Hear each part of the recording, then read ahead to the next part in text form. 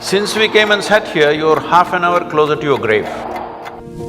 You must go and volunteer in a hospice or in a hospital wards where people die. Last moment when it comes, when they die, they're just bewildered.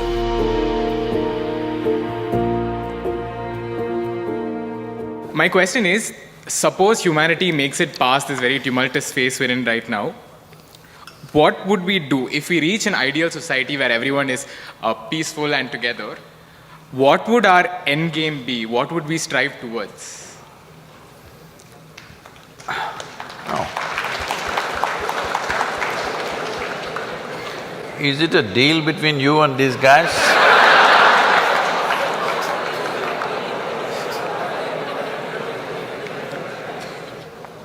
See, look at it this way, because you can't really figure what all these people want. Look at yourself. Right now you're thinking you want to become an engineer.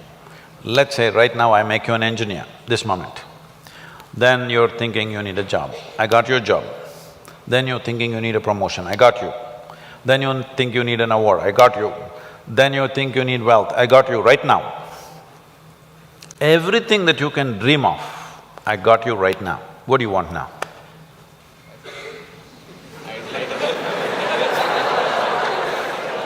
Yeah, I can do that for you.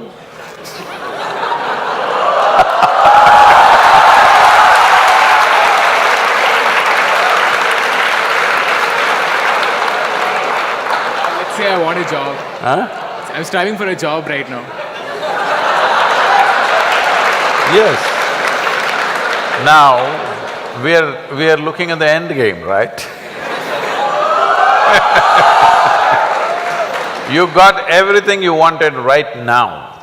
Things that you can imagine, things that you cannot imagine right now, everything you got right now. What do you want right now? I wouldn't know what to do. Just look at it, huh?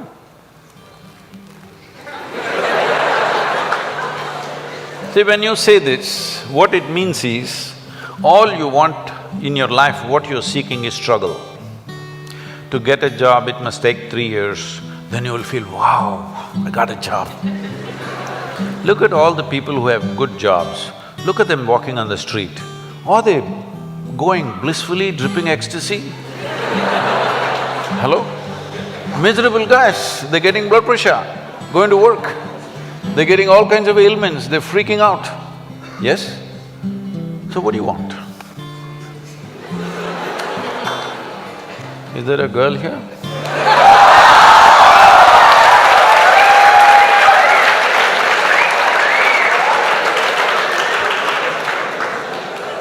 What do you want? I don't know anymore. That's good. I do not know, I like that. Because actually you do not know. Everybody keeps fooling themselves at every step in their life, thinking, what I want is, I want to become an engineer, I want to become an engineer. It'll keep you busy for 5-7 years. Then I want job, it keeps you busy for another 1 or 2 years. Then I want this kind of job, that keeps you busy for another 8-10 years. I want that much money, that much wealth, that keeps you busy for another 25 years. I want this kind of girl, that kind of boy, that keeps you busy for a few years. Then children will come, I want my child to become this. Well, we are preparing for your funeral.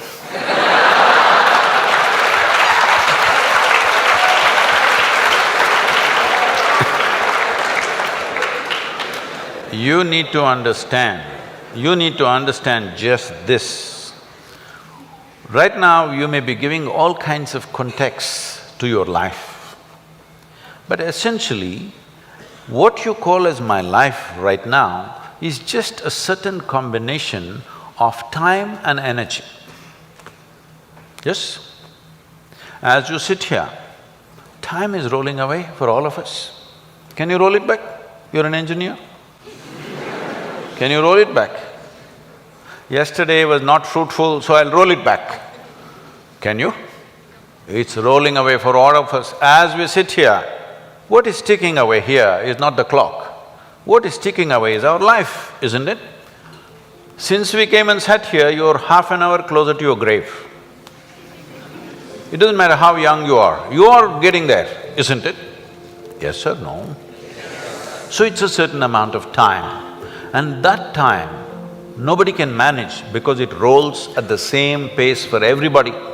You do something, you don't do anything, you sleep, you're awake, you're happy, you're unhappy, do whatever the hell you want, it just keeps rolling mercilessly, isn't it? So there is energy that you call as life. This, you can pitch it at different levels. If you're like this, I'm talking about the classroom expression, you know.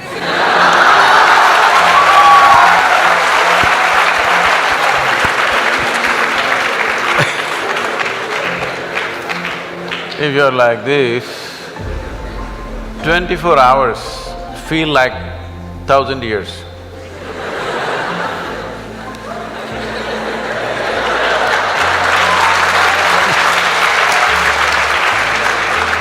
But have you seen on a certain day you're very happy, 24 hours, poof, went off like a moment?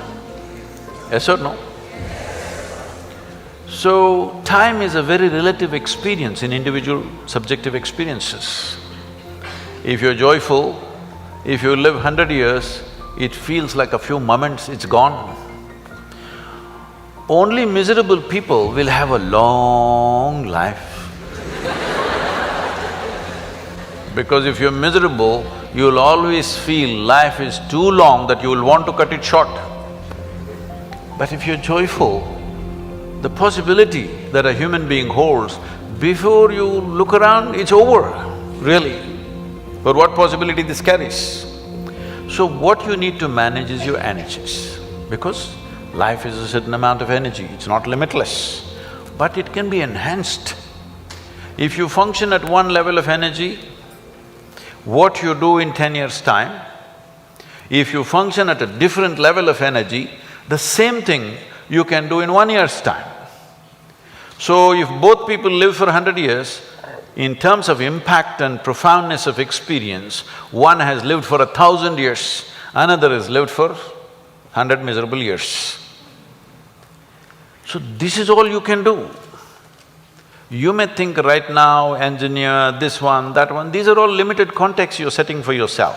Fundamentally as a life, it's just time and energy, isn't it? The question is what you make out of it. Do you want to make something out of it? There's no compulsion you have to make something out of it. When I say making something out of it is not a social phenomena I'm talking. What should you become in the society? That's not what I'm talking. Fundamentally, you have come here in terms of life is you want to experience life. Question is how profoundly. Right now, if people want to experience life, what are they experimenting with? They will experiment… not this, this. Yeah, I know you guys.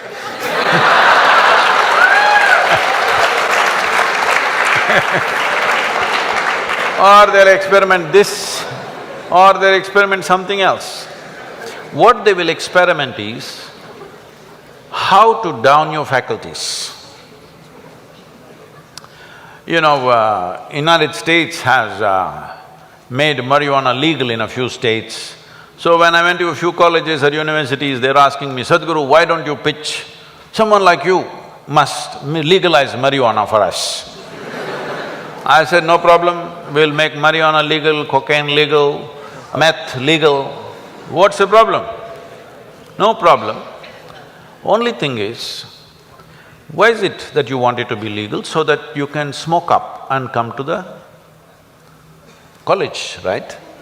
It's fine. But let's say you want to fly a small airplane, the pilot comes smoked up.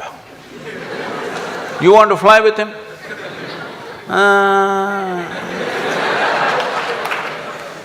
Because the guy is already flying without the airplane.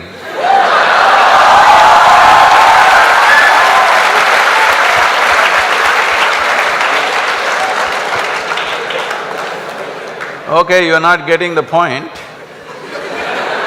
You need a major surgery and the surgeon comes smoked up.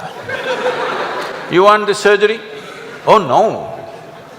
Then you clearly understand this lowers your faculties. I want all of you to look at this. Do you believe you can enhance life by lowering your faculties? Hello? If you want to enhance this life, you must super enhance your faculties. That's the only and only way you can enhance this life. You cannot lower your faculties and think your life is getting enhanced. What kind of stupidity is that? Simply because it makes you a little like this. I can make you feel like this all the time. How's that? No substance, I'm always like this only. Look at my eyes, I'm stoned. Yeah. Never touch a substance but fully stoned all the time. Because I want you to understand this, the greatest chemical factory on the planet is here. If you are a good manager of this, you can create any experience that you want from within and also heighten your faculties. If you are having an experience, even to experience that, your faculty should be heightened, isn't it? Is this the greatest chemical factory on the planet, most sophisticated? Do you agree with me? Are they chemical engineers? So I'm asking, how are you managing your system? What have you done? We gave you such a sophisticated machine. Have you read the user's manual at least? No. Blindly do this and then you think pumping something is going to make this better? No. Believe me, the only and only way you can enhance this life is that your faculties are super bright. The way you see, the way you hear, the way you smell, the way you taste and the way you touch. If this is enhanced, is life enhanced in many ways? There is much more to it, but I'm saying from what you know from your experience. Suppose you could see twice better than somebody who's sitting next to you. Is your life enhanced? If you could taste better than other people, is life enhanced? If you could feel better, is it life enhanced? If you could hear better, is life enhanced? On this level you understand this, but there are many other dimensions of human faculties. If you enhance this, if you sit here, you will be blissed out simply sitting here. You wouldn't want to touch any damn thing because just sitting here is the greatest experience of your life. So, about what is the end game? If you had everything, what would you want? If you had everything that you can ever dream of, everything is right here, what would you want? You must think, isn't it? I won't supply you with an answer. If you do not invest that much thought into your life, that means you're super short-sighted. Hello? This happened to Gautama the Buddha. You heard of Gautama the Buddha? Because of some astrological prediction that his father heard, that he may either become a great emperor or a great sage, and he wanted him to become a great emperor, he protected this boy and put him in a separate palace where it's all luxury, everything that you can dream of, everything there. Got him married to a very pretty young woman, everything on. No, he should not see any suffering. But one day he just went out. He saw one old man and he asked, why is this guy like this? You know, his chauffeur. His chauffeur or his chariot driver said, oh, everybody becomes like that after a certain time. He said, what, me? I'm a young prince, will I become like that? Hey, yeah, everybody will become like that. It shook him. Then he saw a man who's suffering with some kind of disease, ailment. So why is that guy like that? Said, it'll happen to a lot of people. Who it will hit, there is no prediction. Anybody can become ill. Most people think it happens to other people. No, it can happen to us. Hello? And then he saw a funeral, a dead body. So what is that? He said, that is inevitable, everybody will die. Do you also know? You will also die. No, because most people believe other people die. No, intellectually they know, but they think they are forever. No, you must be conscious, you're mortal. Mortal means you have a limited amount of time and energy. If you're always conscious about this, how would you organize your time and energy? You decide. If you're conscious about it. If you think you're a superhuman being, you're not going to die, other people will die, all the best. It'll come. You can realize this on your deathbed and die. See, people may think this is extreme, but you must go and volunteer in a hospice or in a hospital wards where people die, and you must see. It's very important, very, very important. Only then you become sensitive to life. Life becomes super valuable because you know it's a limited amount of time. If you watch this, unfortunately today in the world, over 80% of the people, when they… last moment when it comes, when they die, they're not fearful, they're not in pain, they're not in something else, they're just bewildered. A look of bewilderment comes because all their life they just lived their thought and emotion, they never lived a life. This is important, you must understand, there is a psychological reality in your head and there is an existential reality which is life. Most people are mistaking their psychological reality to be existential. Your thought and emotion has become more significant in the cosmos, isn't it? Hello? Huh? What you think, what nonsense you think and feel, has it become more important than the universe or no? This means you are making your creation more significant than the larger creation. This means you must suffer. If you don't suffer, I'll be disappointed.